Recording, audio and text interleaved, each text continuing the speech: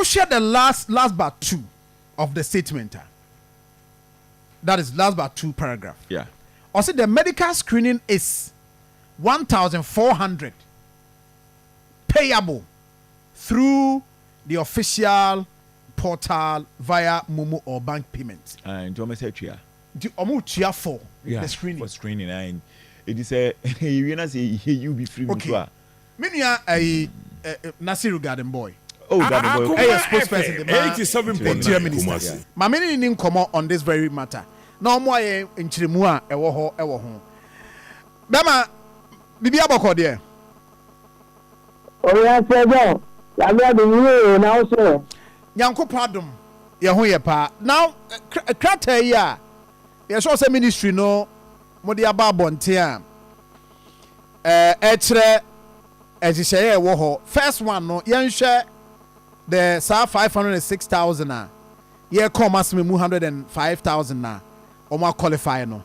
But you hono nchire mu kakra wo ho ade maye no and it means that we process no. The news never na no say ebinom a pass your aptitude test intino. That is all. Not just you nwie yo ho. Oh, so the member was 28 for Madrid 8 Akoma 90.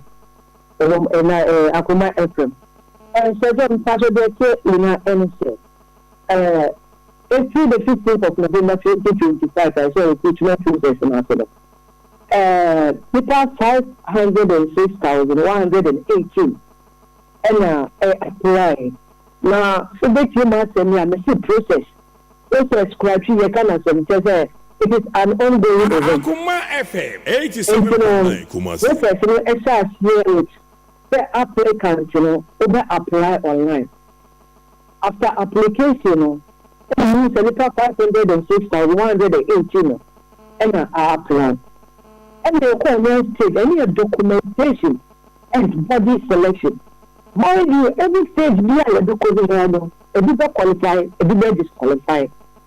I say, the next progressive stage, no member is also area the edge. And then you call body selection and documentation. After an applicant, a better Akoma FM after aptitude testing, and a more qualify, I have 105,000. Now, 105,000 or one. That's into 2 batches. And then 7th of this month, April, to 17th of April, our first batch, I share on my medical staff. Now, the second batch, so the best I send you a message from next week. I'm also best on my medical staff, 18th of this month to 30th of this month. If it's a job, so it's a number of 500,000, a short say I'm another 100,000. And the process now, a question, I said, process, a progress, I'm more qualified to go to the next stage, I'm almost I'm on a better than 100,000. I get 100,000 naka. Okay, and 100,000 naka. Yes, because I'm not qualified. I'm Qatar. A little over 200,000. But also applicants, applicants could be estimated application forms for me now. Oh, okay. For me now, your money for your medical. Oh, the different, baby. Or medical test back up. Okay, so be auto police, auto fire, auto immigration. Yes, any now qualify. Qualify ni nyina no a mo be yi baako na mo be ba na ye. Medical baako no be ye. Obey for all the three and now obey for all the four now you apply. Okay. So qualifier. Now after no several company eto no year no mo bi na baako so dia ye dey afa no. Enti eno so kan we the number no so aye dey. About 105,000 in the photo. Now, 105 mu na tete so amana be 5,000 no. 105,000 in the tete so amana be 10,000. Okay, so 10,000 will be out of this number. Oh, okay. Now the earlier discussion na ye command ye say you better count for 5,000 and later. Omasai another process for another 5,000 no. 10,000 from this 105,000 no. Yes, as a presidential directive, our president has a issue. Extend the number from 5,000 to 10,000. Entim pacho, sir, 105,000 money for 10,000. The pacho, let's see, and say no money na before. Yes, we can say a new money before, but again, now you have medical, you know, a bed passing, you have medical, a bit feeling. Okay. About the passing medical, you know, maintenance and your vacancy into the 10,000. And yes, sir, and one on the debit. On the standby list, and they will be reconsidered in the next recruitment process.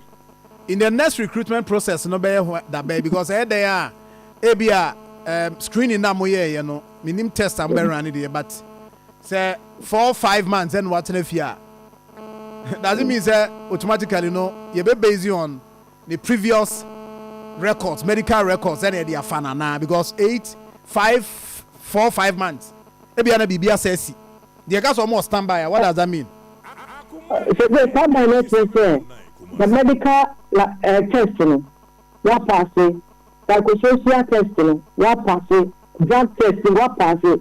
Now, so essentially, we are recruiting a limited number of 10,000. Just to me, for a moment, passing the medical now. Now, so no, essentially, what passing in medical, so not vacancy for 10,000 and cover. We are standby, sir. Vacancy be the choice in the next recruitment process. More than that first to be considered because we have passed through the process. And then what we meant by saying you are on standby. But for me, the medical process, you know what you know. You can ask you it's out of what? It is out of the system because medically, in your future, you cannot join any of the security service. Now, okay, Yamra Sikana Mojino 1,400. But you're right. The patron 1,400. Adding. I said, no, there is a rationale behind it. And the officer making that say this is one of the most compassionate ministers when you are all of a Edema Ghana for in the person of Honorable Elijah Mohammed Mr. Kababa. So again, and then hospital say correct test. First, this is a full blood count. I say SBC. It ranges from 100 to 150 cities. First, which is ritual test, both ritual 1 and 2. It ranges for almost 100 cities. Hepatitis B test, hepatitis C test, creatinine and electrolyte test, kidney and liver functioning test, renal test. We don't need a typhoid test. No. And the UCA test when you know Boma, you know say I'm a nurse. UCA test when you know a Boma at the hospital setting share. Okay, a whole lab. It will cost you no less than $3,000. Now, so minister, at the cost to about 1,400. Can you say, apart from the medical laboratory test now you're burning, you are trying to introduce 3 tests. A psychosocial test, another mental test, any drug test. Mental test, I need a better social pattern behavior, how you cope with mechanism and life satisfaction. The way I want to for ethics, not drug test, so I say you need to do a major nutrition. Say, among for marijuana is free and time to open the ana. Apply for court change open the ana because between the year 2015 to 2024, a total of 69 police officers in the committee suicide. Do it say, every 2 above who Akoma, and I say, I say, the whole hour, a woman. That day, I didn't minister, I didn't take a issue more. Then there is the need for us to introduce mental tests, I say, social tests, and drug tests. You see, sir, recruitment year 4, mono. That's your mental state.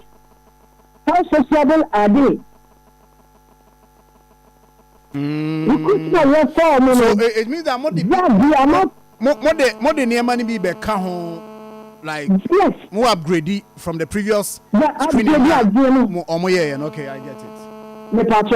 I get it. Apart from this laboratory test, my baby. Also, I find I mean, I introduce psychosocial test and the drug test. I you say, look, drug testing for one. It's working. It's almost $1,000 drug testing for one. Because the drug test is going to look at cannabis, cocaine, opiates, and also narcotic drugs and alcohol. Because we know the influence of all these drugs in the body, amount of cocaine, on your mental judgment. When person to the ball, offer recruit, and as a police officer, be after you cheer, then you know when the system now called committee suicide. And you know, it also every 1,400 ever. Okay. And besides that, again, when you say military for now, I'm call training and saying, only 1,600 for medicals. I'm a class of the anonymous. Now, psychosocial mental factors and count. And the other generation, this offer car, Echo 37, Echo. Okay. He has eased the burden of transportation. Reason now, obey, or test me with PBR, now 8,400. But if I test now, obey for me in our shop, you can test it in our boom. It's very, very moderate. You say, it's short on our form here. Now, if you look at the output of the medical school, I think it's reasonably enough and justified. Okay, my indicate kwan befa so betua through Mumuana Bank any ade nti and then one omo esha say just means that first batch no ma communicate am omo dada omo nim sa process ni nyina ma communicate am omo starting ne to 17th no omo nyina information e call omo nya messages a omo ebeye ho adwuma my say adwuma ni nyina wi obetima confirm am aye. Yes, again, first batch of 62,000 almost all medicals and money. You're sending message about since last week. Okay. And I'm call the portal so now. Mode of payment in an error. What I say it's true Momo and that's a true bank. Payment error. When you give in, not a payment here. Now they be a total receipt. Not what I will do receipt in error. Now they are called a document in Ghana card. Okay. And they are called screening center. Okay. Not yet the answer. Okay. And the second batch now, almost and some can yank message. Can we say, if you portal, it's a woman you say, a memo indication say a very soon the same day with this amount. Yes. I can't say young person, medical center and bells are crowded, and intimate change to see. It is the second batch, and it's almost a message, and the message, maybe a next week echo. No, those are some medicals and also from 18th of this month to 30th of this month. Right. Minia Nasiru, Garden Boy, the spokesperson, the Interior Minister. And yani no edin komono. Enti Minia bibia kamua, mi musaya bi apeso de kan church ani memu a. Yes ade emfem common is here. Okay, so then the make a say applicants will apply to fire service, to prison service, to Ghana police service, and also immigration service. Two batches you are working. This batches really a call medical screening and final list of my year form and burden. And out. It's a more first phase. My advice is okay, not a report, no via air battery upon natural baby. This is a new two batches being a book. The debut on the 30th of this month. We are in the following month in the hosting. A more successful candidate are form. We will communicate to them, say a form on how and where they should commence for their training. My info in common is here. Thank you very much. Yes, I think Nchirimuna Bano.